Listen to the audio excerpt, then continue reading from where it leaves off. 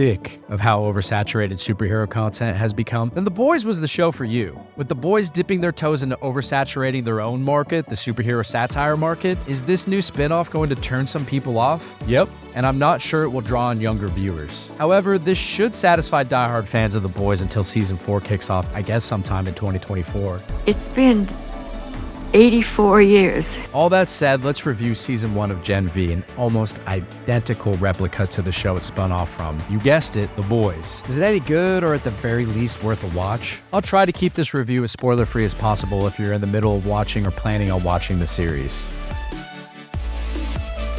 You suck, you jackass!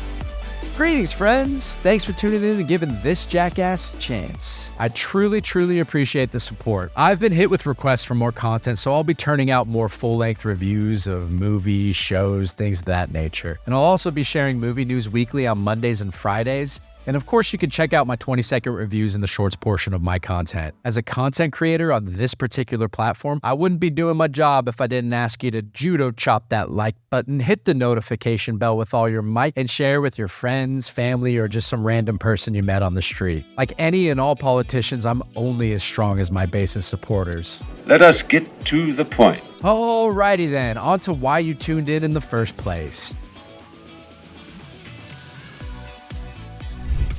Gen V is an American superhero television series that serves as a spin-off of The Boys and is based on The Boys comic book story arc, We Gotta Go Now, by the dudes that created the whole thing, Garth Ennis and Derek Robertson. Whatever is this show about? The plot of Gen V revolves around the character of Marie Monroe, played by Jazz Sinclair, who discovers that an elixir given to her by her parents as a child has given her blood that can be weaponized. The scene of Marie discovering her superpower is one of the more wild scenes in any of these shows, and I can't figure out if I love it or hate it. I probably love it. The series uses budding superheroes to explore the power of the media, and of course, with that comes race and class privilege. Marie, for instance, is relegated to a lesser program at the university and must constantly avoid drawing attention to herself because she lacks the safety net that her wealthier peers have.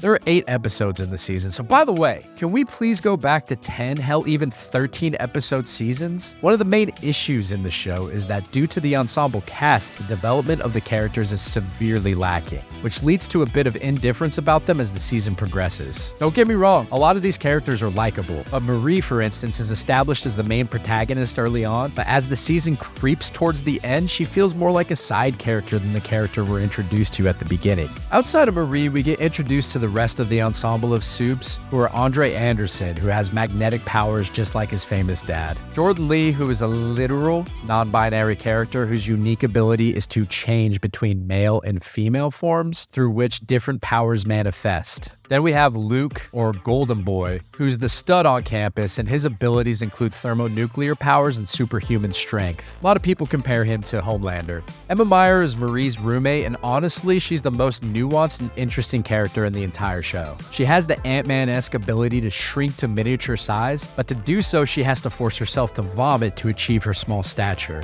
She has a complicated past and relationship with her mother, and she also has a YouTube channel, so there's that.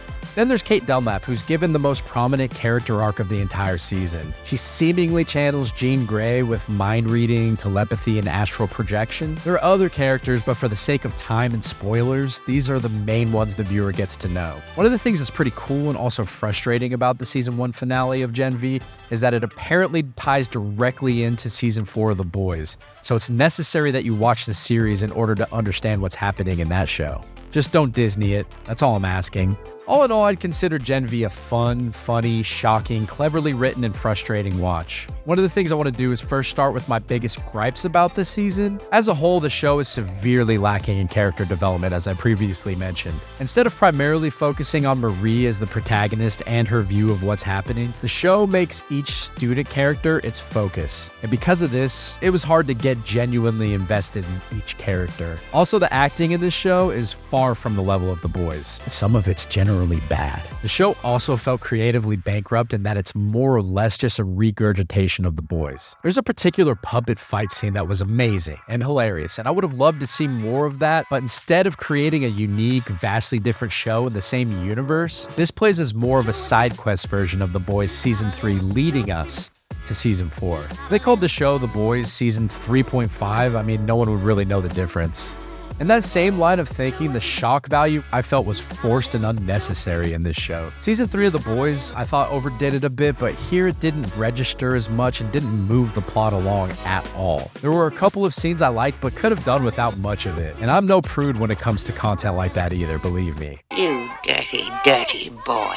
And lastly, I felt like the CG was ass. Luckily, there isn't a ton of it in the show, but whenever it's used, it's almost CW from the early aughts level of bad. Now let's review the positives. This show is a ton of fun. The social commentary to me wasn't near as obnoxious as season 3 of The Boys. While there is some in-your-face, on-the-nose content, I did appreciate it satirizing companies like Disney and exploring the insidious grip of social media. It touches on how millions of kids willingly throw themselves into the meat grinder for the likes and the chance to be seen. The atmosphere and setting for Gen V is terrific. In a 6 Degrees of Kevin Bacon kind of way, this is a Harry Potter-like setting for superhero teens. While I was a bit critical about the acting in the show, I thought Lizzie Broadway was terrific as Emma Meyer. While she was introduced as a surface-level, narcissistic influencer, she had many layers that began to peel as the show went on. Her performance alone sold her inner struggle, and as a viewer, I felt her pain in certain moments that needed me to elicit this response. Her character is also the most complicated and nuanced of all the others, but I would love to see them flesh this out more in future seasons. The cameos in the show are also fun with the exception of one feeling a little too forced, but that's a minor gripe. One last thing is the dialogue in the show is terrific. While it doesn't pack the same punch as the one-liners that exit Billy Butcher's mouth, there's still some laugh-out-loud fantastic zingers. Even with my complaints about the acting, I did find most of the characters quite likable, and I wanted to get to know them a little bit better. And because of that fact, I'm extremely interested in watching another season of this. So overall, Gen V isn't The Boys, even with the similarities with its submersive take on the superhero genre. Its exploration and focus on younger, less powerful characters are where its strengths truly lie. At times, the messaging is a bit contrived. The over-reliance on shock value and lack of character development hinder it from being a genuinely great show. Regardless, the show's a blast, and I'm left wanting more. So Gen V, did you watch it? What'd you think?